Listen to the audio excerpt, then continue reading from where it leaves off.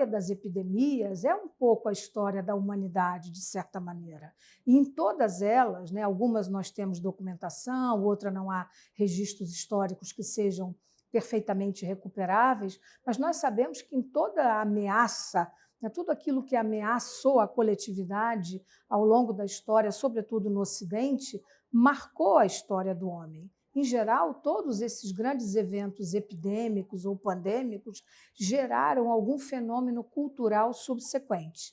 E o maior exemplo disso são as pestes do século XIV. Né? Houve países que teve um quarto da sua população dizimada pelas pestes. E, mesmo assim, houve negacionismo. Né? Houve dirigentes que não acreditavam que a peste poderia chegar. E houve outros dirigentes que, ao contrário do que nós vimos no Brasil recentemente, foram muito inteligentes. Por exemplo, a Lombardia, na Itália, foi a área mais atingida, mais dramaticamente atingida no início da pandemia da Covid-19.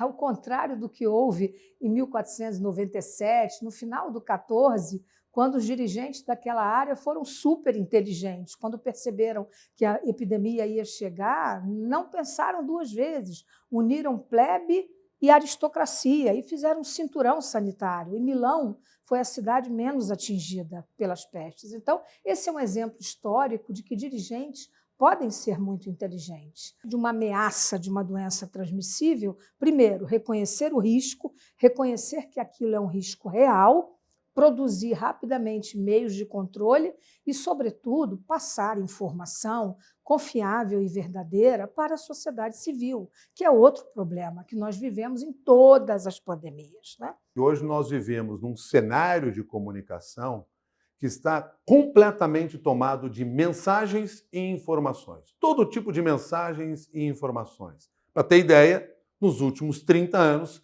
quintuplicou a quantidade de mensagens que você recebe ao longo de um dia. É como se você recebesse informações suficientes para preencher 176 jornais. Dos grandes desafios que nós temos hoje no cenário da comunicação é a desinformação. Palavra que eu considero muito mais apropriada do que fake news. Porque para mim é muito claro, se é fake não é news, se é falso não é notícia.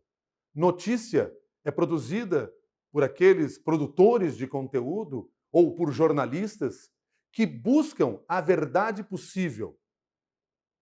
Quando nós não estamos falando de notícia, nós estamos falando em desinformação, quando nós estamos falando em informação falsa, mentira, são pessoas que estão interessadas em desconstruir a verdade. Por isso, se é falso, não é notícia, se é fake, não é news.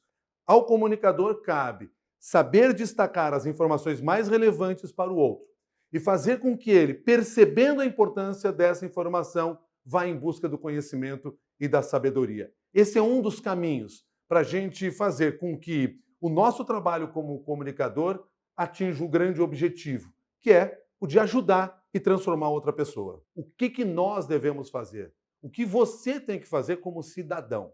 Você tem que desenvolver o seu pensamento crítico para identificar o que é verdade e o que é falso, para desconfiar das mensagens que você está recebendo, para ouvir o contraditório e compreender por que aquela informação está chegando daquela maneira.